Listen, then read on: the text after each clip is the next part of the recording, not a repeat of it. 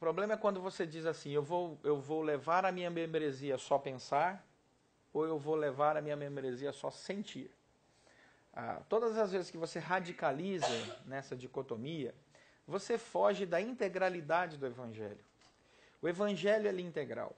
O Evangelho ele transforma o coração e a mente das pessoas.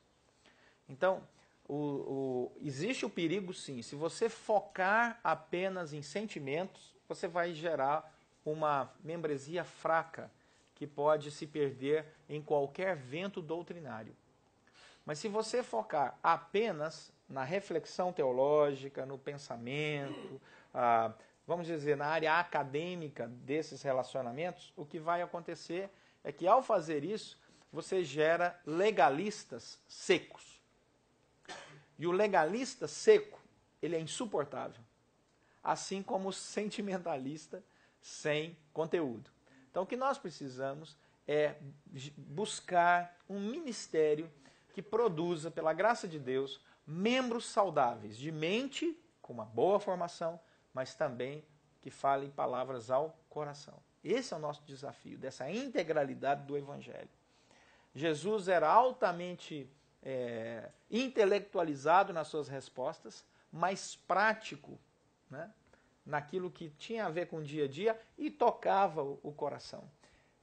Quando ele diz, vai e não peques mais, por exemplo, ele toca o coração.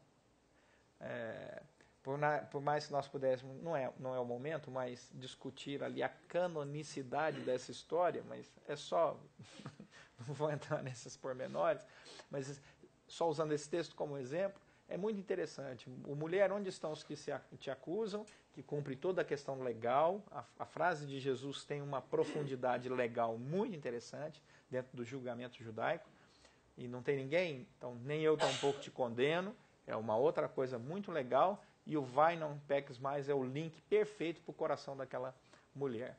Então, Jesus nos mostra isso. Quando você lê, por exemplo, Mateus capítulo 5, do verso 1 ao verso 12, você encontra um Jesus falando, bem-aventurados os humildes, bem-aventurados os que choram, bem-aventurados os pacificadores, bem-aventurados os mansos. Percebam, Jesus está falando ao coração.